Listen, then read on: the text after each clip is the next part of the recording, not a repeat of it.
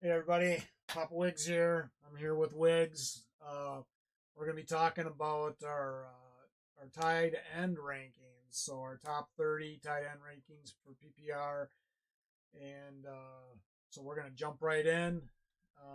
Let's go. Jonnu Smith.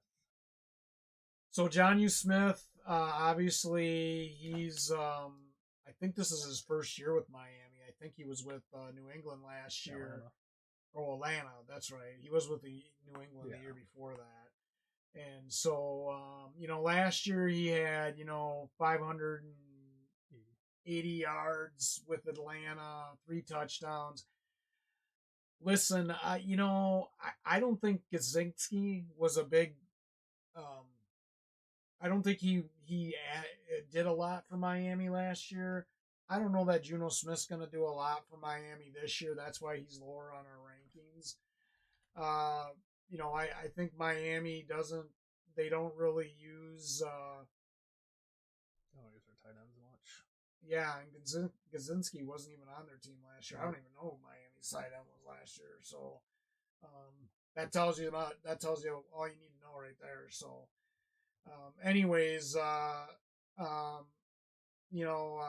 just I think if anything, Smith's value is going to be within probably the red zone, possible touchdown target. So I wouldn't expect much to him. So I think we can move on. He's bench player at most teams might not even draft 2 tight ends, so he's probably going to be a waiver wire pickup. So Yeah, he's not going to do much on this team. And in a 12 man league, I don't see him probably getting drafted. Yeah, and they have Tyreek and Waddle, so it's going to be hard for him to get the ball on top of their running backs too. So yeah, Taysom Hill. This guy, he's interesting because, he's technically their backup quarterback, I believe. He's listed number 2 on their depth chart. That could change though, because I really think that even though he's listed as number 2, I think Rattler is. I personally think he was the steal of the draft, and he could potentially, be the backup quarterback. So Taysom is, I think, going to see a lot more packages and stuff. But he does have what's his name, Johnson, I think. Who's the other tight end? Juwan Johnson. Yeah.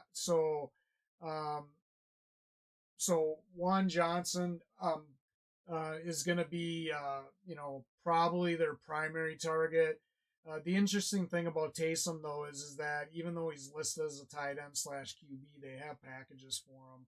Again, Taysom Hill to me is nothing more than a waiver wire pickup, unless for some reason he proves that he can be more productive yardage wise. He only had 2 touchdowns last year. Well, that's just receiving. That's not showing like his rushing or his throwing for touchdowns as well. But I don't think he did a whole lot last year. Like the year before, he had actually quite a few rushing touchdowns. So, like you said, they have a lot of packages for him, and he's really got the ability to either throw it, run the ball, receive the ball. He's kind of like a do-it-all type of tight end, and you're never gonna get a consistent performance out of him. You're not.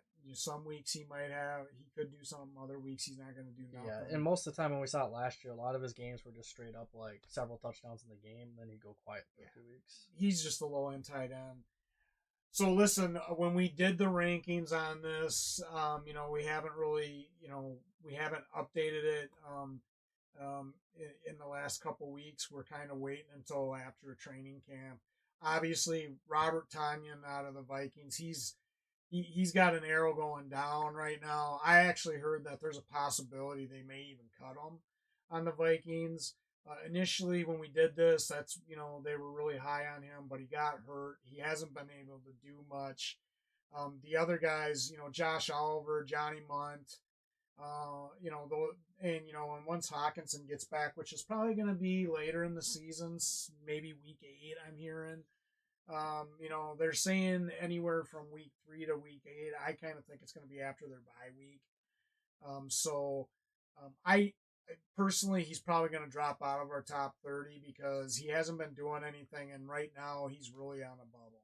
Oh, don't they have like a wide receiver that just moved to tight end? Yeah, Keneal Harry also moved to tight end, and they've been using him and stuff. But right now, I kind of see it as you know, it's a toss up between Munt and Oliver as their tight end one. They also got Nick Muse that has been showing something. So and then they got Keneal Harry. I think that his injury that Tanyan got is really probably going to find him out on the bench or out on the off the roster and cut. I really do. which is unfortunate. I thought he would have had a good year, but can't stay healthy. That's You his can't play. problem. He's had issues with health. So Year in and year out. Luke I mean, the Musgrave. last couple of years he's been healthy, but before that, Wow, this is a big gap. yeah. So I don't know. I like Luke Musgrave. Last year he had 350 yards, one touchdown.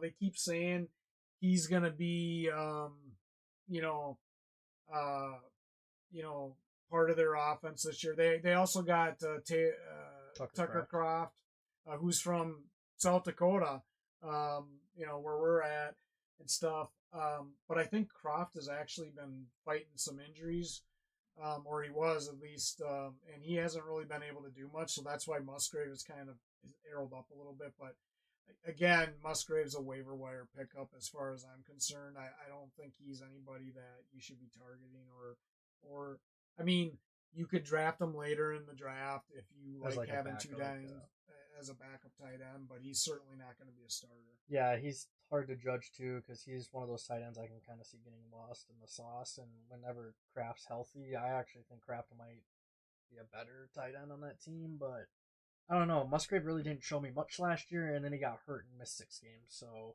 well, and that's why Tucker Kraft came in and he actually impressed them. He's a big guy, just like Kraft. Kraft's 6'5", but Musgrave's 6'6". I mean, he's a big target, and so they both had similar stats.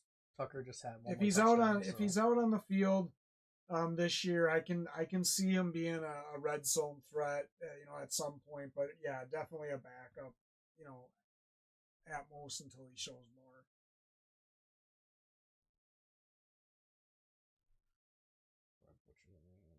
Jatavian Sanders. Yeah, so Jatavian Sanders, I believe this is one of the rookies that the Panthers drafted this year. They're really high on him. He came out of Texas, big target. He's already listed number 1 on their depth chart for tight ends. There's a lot of people that think that he's going to be a huge sleeper this year at the tight end position. So I'm not going to go as far as saying that he's going to jump in the starter. I do think that he's definitely someone you should think about drafting and having on your bench as a backup maybe to start off just to see. Because listen, Chase Young, or not, Bryce Young is going to be looking for, he's going to be looking for, the his tight end. He's still a young QB and stuff. So I think he's definitely a guy that is worth drafting and having on your bench. Wait and see, where he kind of fits in with this Carolina Panthers offense, because they went out and they drafted a lot of guys. I mean, they got a receiver in the draft. They got who's the running back? I'm drawing a blank here. They got Brooks, and then they drafted Sanders. So it'll be interesting to see where he fits in this offense. But definitely could be a sleeper. But they also traded for Deontay too. So I mean, this offense is looking way better than it did a year ago, and I think Bryce Young could have a really good year. And for all we know, Sanders could be a top 10 guy by the end of the year if him and Young get on the same page. Worth putting on the bench.